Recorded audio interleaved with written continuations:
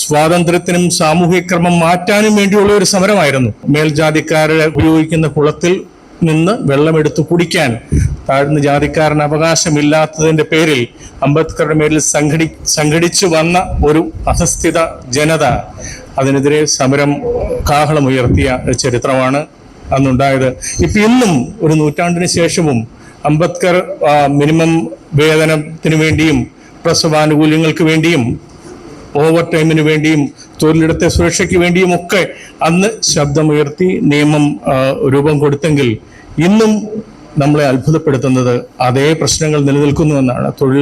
തൊഴിലാളികൾ മിനിമം കൂലിക്ക് വേണ്ടി സമരം ചെയ്യുന്നു, അടിസ്ഥാനപരമായ അവകാശങ്ങൾക്ക് വേണ്ടി സമരം ചെയ്യുന്നു. ഒരു നൂറ്റാണ്ട് മുമ്പ് തന്നെ ഈ രാജ്യത്തുണ്ടായിരുന്ന നിയമങ്ങൾ നടപ്പാക്കി കിട്ടാൻ സമരം ചെയ്യുന്നു. ഇത് വളരെ ദയനീയമായ ഒരു അവസ്ഥയാണ്. അതിൽ നിന്ന് ഒരു മാറ്റമുണ്ടാകണം എന്നാഗ്രഹിക്കുന്ന അധസ്ഥിത വർഗത്തിന് വേണ്ടി ശബ്ദമുയർത്തുന്ന എല്ലാവരുടെയും ശബ്ദമായി റെജിമോൻ ഈ പുസ്തകത്തിലൂടെ നമ്മോട് സംവദിക്കുന്നു. തീർച്ചയായും എല്ലാവരും ആ പുസ്തകം വാങ്ങുക, വായിക്കുക.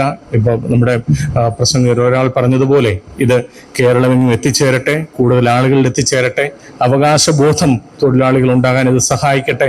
അവകാശബോധമല്ല, അവരുടെ നിലനിൽപ്പിന് വേണ്ടിയുള്ള, ജീവന്റെ നിലനിൽപ്പിന് വേണ്ടിയുള്ള, വിശപ്പടക്കുന്നതിന് വേണ്ടിയുള്ള, ചികിത്സ കിട്ടുന്നതിന് വേണ്ടിയുള്ള, ഭക്ഷണവും വസ്ത്രവും ഒക്കെ കിട്ടുന്നതിന് വേണ്ടിയുള്ള മിനിമം ആവശ്യങ്ങൾ സാധിച്ചു കിട്ടുന്നതിനുള്ള ആ സമരത്തിൽ റെജിമോന്റെ ഈ പുസ്തകം ഉപകരിക്കപ്പെടട്ടെ.